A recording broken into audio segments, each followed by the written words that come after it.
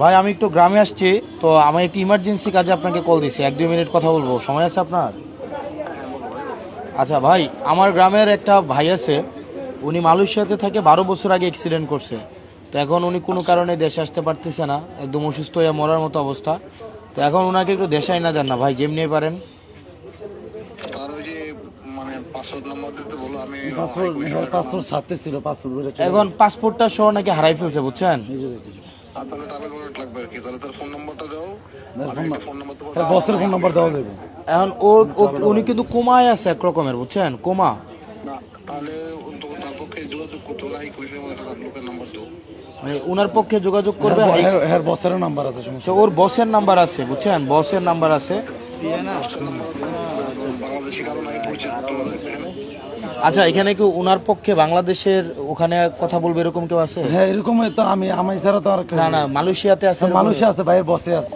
বাইরের বস তো বাংলাদেশি না? না, ভাইয়ের বসে কিছু লোক আছে, বাংলাদেশি কোনো লোক আছে না? হ্যাঁ, তাহলে বাংলাদেশি একজন লোক। আর আপনার ওনার বসের নাম্বার আমারে দেন, আমি হচ্ছে দিয়ে দিতেছি। তাহলে ভাই আমি দিতেছি, লোকটা একদম পুরো 12 বছর অ্যাক্সিডেন্ট হয়ে একদম কোমায় আছে, এই লোকটারে কিন্তু আইনা দিতে হবে ভাই।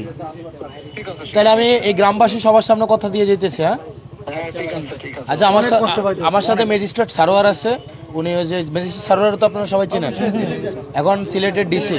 হ্যাঁ, তো ওনার সাথে উনি এই জিনিসটা ইনশাল্লাহ আমরা এনে দেবো। অনেকদিন ধরে কিন্তু সে অসুস্থ এখানে, অনেকদিন যাবো তারে বাংলাদেশ পাঠানোর মতো ক্যাপাসিটি অনেক করতেছে না ওরা।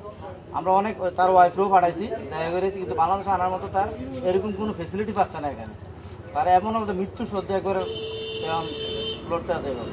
তার যদি আমরা দেশে আনি তাহলে তার একটু ভবিষ্যৎ চিন্তা ভাবনা করে আমরা বাংলাদেশ চিকিৎসা করতে পারবো। আচ্ছা, আমার একটা কাম করবেন নি? জি বলেন। আল্লাহ যদি শুনে এই ইয়া কই, আপনার ভালো ইয়া করার দোকান আছে, স্ক্যান করার দোকান আছে? স্ক্যান করার দোকান আছে। এই গ্রামের কে আসোস?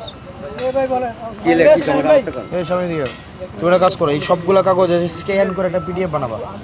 স্ক্যান করে একটা পিডিএফ বানাবা, পিডিএফটা তুমি আমার পাঠাবা, ঠিক আছে? বুঝছো? হ্যাঁ, এবং তুমি ইয়া করবা, ওই নাম্বার, মালিকের নাম্বার নিয়েছেন? আচ্ছা, এরপর হচ্ছে ওই একজন বাংলাদেশের নাম্বার হ্যাঁ, আছে।